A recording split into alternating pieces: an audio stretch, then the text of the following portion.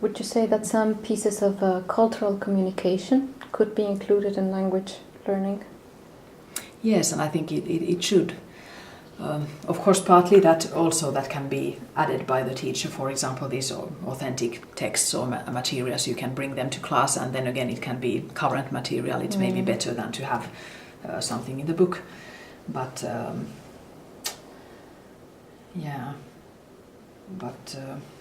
I think in many books you could have much more things like email messages or text messages. They are almost missing in almost every book, and even if they are sort of the type of language people would really use and need. So it's the relation between the amount of different text types in the books and in real life, it's not very. I mean, it's not the same amount. Okay. Do you want to add anything else about the social representations and visual content of any of these books?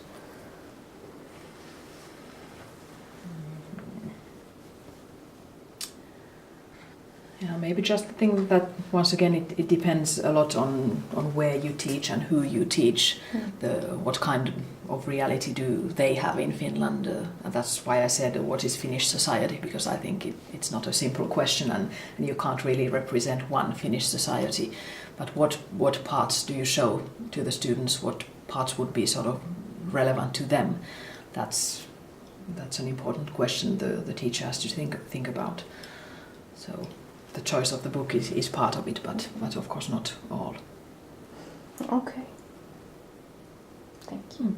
And now I would like to ask more about these common questions in which people are trying to find themselves, particularly myself. Like, do you know of any theory that focuses on the teaching of Finnish as a second language or as a foreign language? A special theory that concerns especially Finnish language. Of course I should, but do I? Or is there any? I don't know if you can say that there's really a theory, but of course there's research that's made about teaching Finnish, learning Finnish, but I don't know if these results of the research have been sort of put together to form a theory. But of course the books, there's a very heavy sort of tradition of teaching of Finnish that's very concentrated on the morphologic things and things like that. And maybe the latest learning theories are not always so well represented in the materials, but I don't know if there's really a theory about Finnish. Like there is for English as a second language or English as a foreign language, and Yeah, well, it's sort of a research domain, but there are different things done and going. Yeah. Okay. How would you classify Finnish in level of complexity? Is it really one of the most hardest languages in the world? No, even little children learn Finnish. It can't be difficult. No. What I say usually is that the problem with Finnish is, there are two problems. First, the vocabulary, because it's mostly so different from the languages that the students usually know. It takes a lot of memorizing, so that's one problem. The other problem is that the grammar system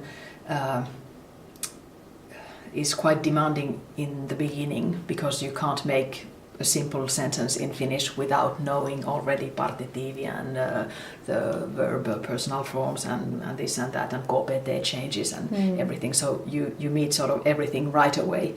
But if you sort of continue and get to a certain point, then many students say that it gets sort of more simple once you get the logic and you can try to sort of make deductions yourself because you know already the system, and then you don't have to learn so much new things anymore.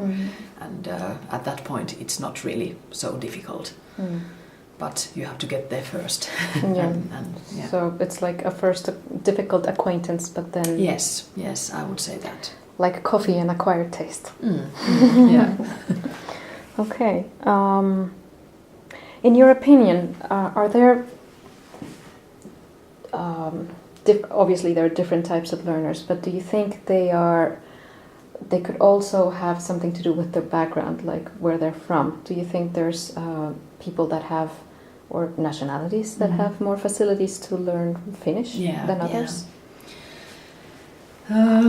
Yes, I think you can say that. Of course, there are sort of linguistic facts, like for example, for Estonians, some things, at least the sort of the passive capacity would be much easier to have, but then they would have other problems. They would maybe have troubles in learning exactly what are the differences between the two languages. So it's not maybe so easy for them either.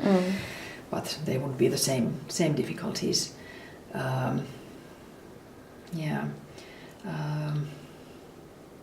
maybe sort of the logic of the grammar is easier for students like the Hungarians or people who sort of know already that this kind of phenomena exist. So it's not so new. And of course, how many languages have they studied before? If you have someone who speaks English and who has never studied another language, it's really hard to understand that there's another logic to things. There can be another logic.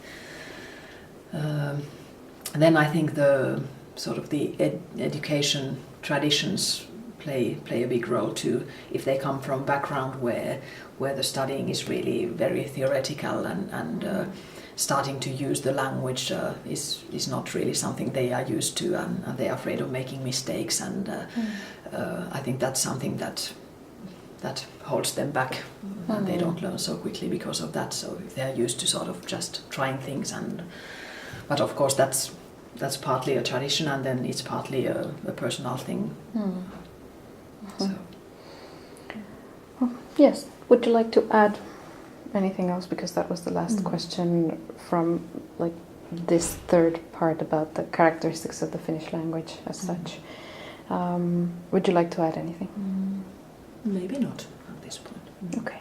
If you could describe your ideal scenario for the perfect Finnish course, regardless of time, money and unlimited resources, it could be as crazy as taking everybody to Lapland, and what would you suggest? Yes.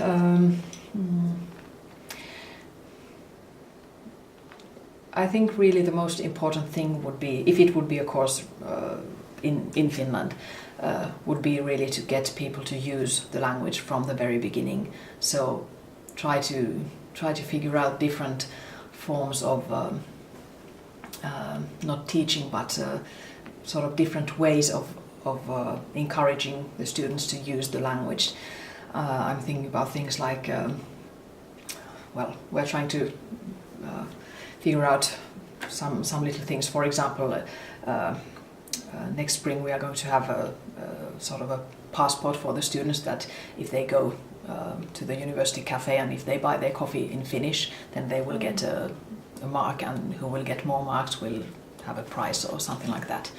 Or then sort of diaries, that they would keep a diary. They would write there that today I tried to read the newspaper and I understood this word and this word. Really, even from the beginning, these sorts of things. And maybe if it was really a part of the course, and maybe even if we talk about evaluation and grades, if they didn't have just an exam in the end, but sort of, for example, a portfolio where they would collect all these proofs of that they have used Finnish, this would maybe change a little bit the focus of the course, because I think it would be really important to think about what the student does, what the student learns, and not so much think what I as a teacher will do in the class, because that's only one part of it.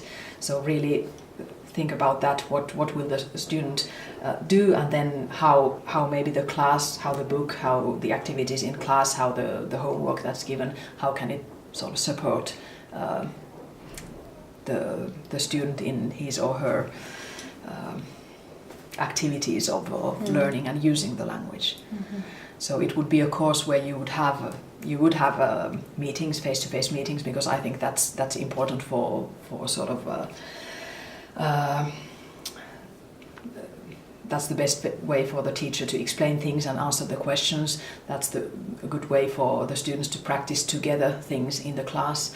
But that would be just one part, and then there would be all the things that the student can do alone at home, so that he or she can take enough time to do things at his own rhythm and practice enough that sort of things, and then all these outside resources. So a combination of all these. In a perfect world, would you give everybody video cameras so they could prove that they've been... Yes. yes. And video editing devices so they can make wonderful videos of what they've done. And not everyone would like to do that.